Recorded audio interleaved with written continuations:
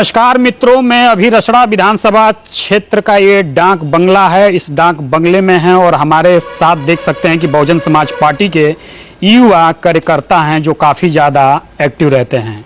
यानी अब देखा ये जा रहा है कि जब से बहन कुमारी मायावती ने आगाज किया है तो अब नेताओं के भी अंदर, कार्यकर्ताओं के अंदर भी ऊर्जा उत्पन्न हो गया है।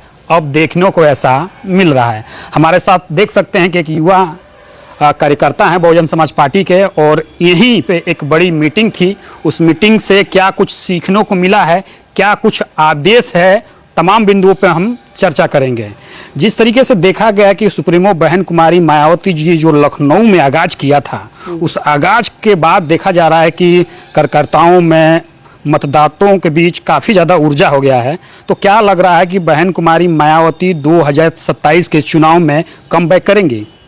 सबसे पहले तो आपके चैनल के माध्यम से जितने दर्शक देख रहे हैं सबको क्रांतिकारी जय भीम, नीला सलाम। मैं अमरेश कुमार, बहुजन समाज पार्टी विधानसभा कोषाध्यक्ष रसड़ा।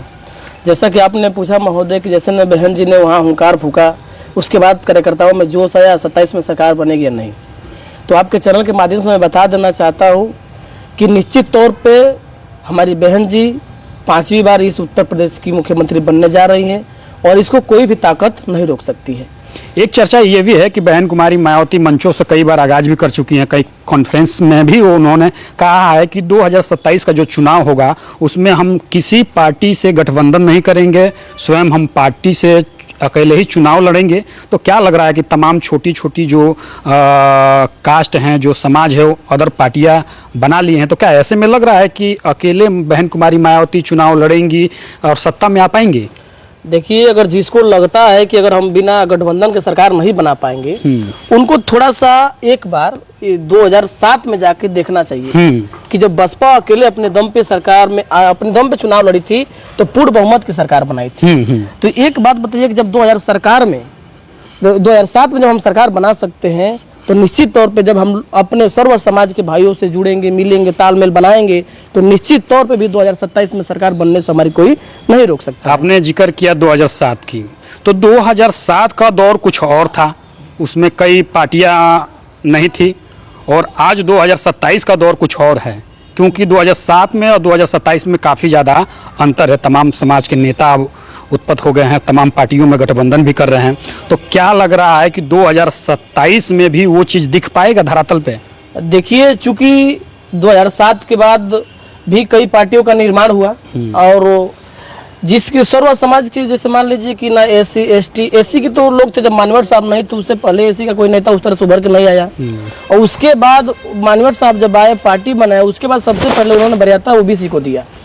और ओबीसी अगर कोई पार्टी बनाया अपना व्यक्ति, उसके बाद ओबीसी के भाई भी देख रहे हैं कि जो हमारा पार्टी बनाया है वो कितने हमारे समाज के लोगों को नेता बना रहा है।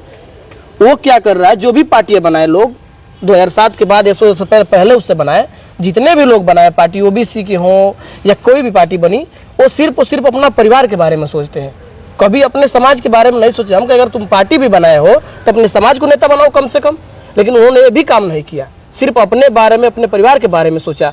इस सबको उनके ही समाज, जो पार्टी नए बनाए हैं, उनके समाज को भी ये आकलन हो गया। उन्होंने आकलन किया भी है कि जब अगर पार्टी हमारी बनी उसके बाद भी हमको हक अधिकार नहीं मिल रहा है, वो मंच हमको साझा करने को नहीं मिल रहा है, तो इससे अच्छा बेहतर है बहुजन समाज पार्टी ही है जहाँ हमको नेता बनने का हक और अधिकार मिला था। यानी आपका साफ शब्दों में कहने का मतलब ये है कि जो 2007 में बहुमत मिली थी वही 2027 में मिलेगी, कोई फर्क नहीं पड़ता है। कोई समाज का नेता आ जाए, कोई भी समाज की पार्टी बन जाए, कोई फर्क नहीं पड़ता है। अच्छा, अभी फिलहाल क्या चल रहा है? बात करें घोसी लोकसभा की तो, और घोसी लोकसभा की बात करें तो एक विधानसभा है जहां पे उपचुनाव होना है।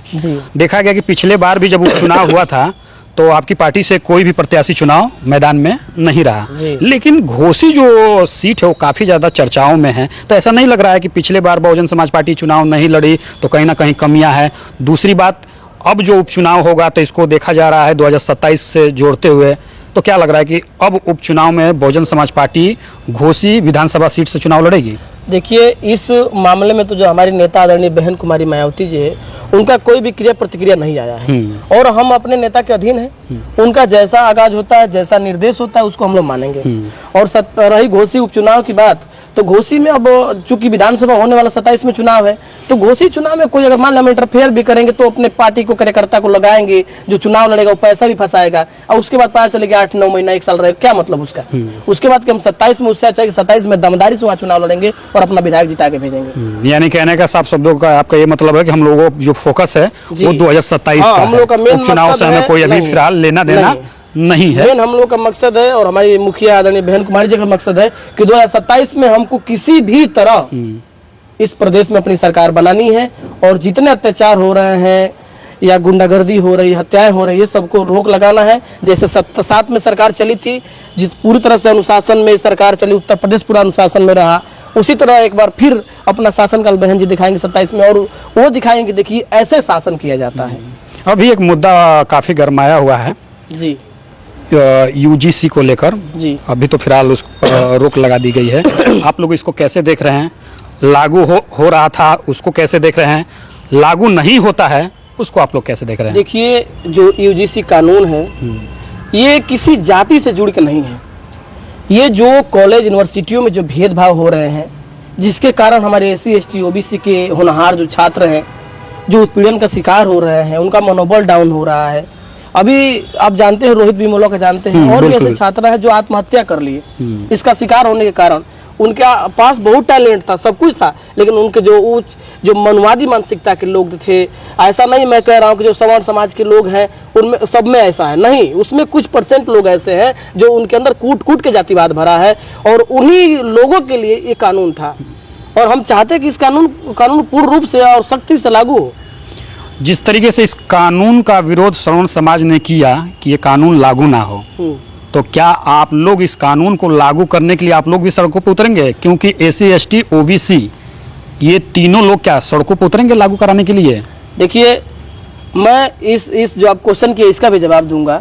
मैं ये पूछना चाहता हूँ आपके चैनल के माध्यम से सभी सवर्ण समाज के भाइयों से, जो ये विरोध कर रहे हैं, कि आखिर में तुम विरोध कर क्यों रहे हो? और तुम अगर हम SC ST OBC के भाइयों से मिल के जब रहते ही हो, हम पे अत्याचार करते ही नहीं हो, तो फिर तुम विरोध कर क्यों रहे हो? अगर चोर जो है अगर डरता है प्रशासन से, कहीं ना कहीं चोरी किया रहता है, उसलिए चाहता है कानून लागू ना हो, तो जाहिर सी बात है जो विरोध कर रहे हैं वो कहीं ना कहीं हमारे SC ST OBC के भाइयों पर अत्याचार कर रहे हैं, जुल्म कर रहे हैं, इसलिए उसका विरोध कर रहे हैं। यानी आपने साफ शब्दों में ही पहले ही बता दिया कि जो सवर्ण समाज में कुछ ऐसे लोग हैं जो जाति मानसिकता के हैं, जो लोग काफी इस चीज का मतलब प्रयोग करते हैं जी, उनके वजह से ये कानून लागू होना चाहिए कि उन पे लगाम लगे। बिल्कुल। दूसरी बात आपने ये भी कहा, मेरा कहने का मतलब ये था कि आप लोग क्या करेंगे अगर ये बिल पास नहीं होता है? ST ST OBC क्या करेगा? देखिए, चूंकि हम जिस पार्टी के कार्यकर्ता हैं, जिस पार्टी के पदाधिकारी हैं, वो हमारी पार्टी बहुत अनुशासन में रहती है, और अनुशासन में ही रह के, संवैधानिक दायरे में रह के अगर ये कानून पूर्ण रूप से पारित है, चूंकि बहुत लोग खुश हो रहे हैं कि खत्म हो गया, लेकिन ऐसा कुछ नहीं है। इसकी अगली सुनवाई जो है कि 19 मार्च को होने वाली है, और उसका हम लोग इंतजार कर रहे हैं। अगर सुप्रीम कोर्ट इस फैसले को वापस ले लेती है और खत्म कर देती है, ये हम जानते हैं खत्म तो नहीं होगा, उसमें कुछ संशोधन हो सकता है, लेकिन खत्म नहीं होगा। अगर खत्म कर देती है इस जो कि मनवादी मानसिकता के लोगों के दबाव में आकर, तो निश्चित तौर पे हम पार्टी में रह के या न रह के, अगर जो हमको अपने अधिकार के लिए लड़ना होगा तो हम पार्टी को छोड़ भी सकते हैं जहां अधिकार न मिले, लेकिन हम जरूर अपने समाज के लिए जो जुर्म हो रहा है, अत्याचार हो रहा है, उसके खिलाफ जरूर आंदोलन करेंगे सड़क पे। अभी आप लोगों का जो बैठक था, काफी हमने देखा कि काफी लोग एक जगह इकट्ठे हुए थे इस बैठक में। आज के बैठक में क्या रहा, क्या कुछ बातें हुई? हम लोग का जो बैठक रहा, इसमें हमारे बहुत बड़े बड़े नेता आए थे, कोऑर्डिनेटर लोग आए थे, और उसमें पूरे विधानसभा और पूरे जिले की मीटिंग थी। पूरे जिले की जो 7 विधानसभाओं हैं, सभी अध्यक्षों को सबको बुला के वो मीटिंग हुई, और उसमें मेन चर्चा यही किया गया कि देखिए, जो चीज़ें हो रही हैं उसको भी हमको ध्यान में देना है। अगर जो हम पे अपराध हो रहा है, जुर्म हो रहा है, तो उसका कारण जाहिर सी बात है कि हम सत्ता शासन में नहीं है, इसलिए हम अपने मन की नहीं करा पा रहे हैं, जो हमको हक चाहिए वो नहीं मिल पा रहा है।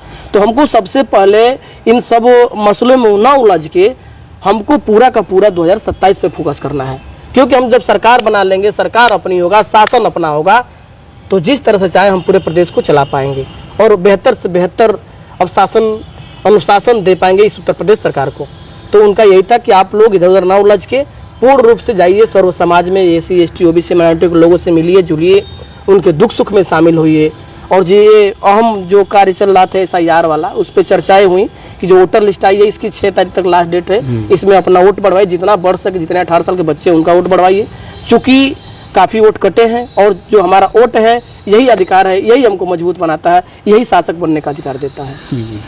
तो देख सकते हैं कि इन्होंने तमाम बिंदुओं पर चर्चा किया, चाहे OSR की बात किया जाए, चाहे UCG की बात की जाए, या होने वाले विधानसभा चुनाव 2027 को लेकर तमाम बिंदुओं पे आप क्या सोचते हैं, कमेंट बॉक्स में कमेंट करके अपनी राय जरूर बताइएगा। तब तक लिए धन्यवाद।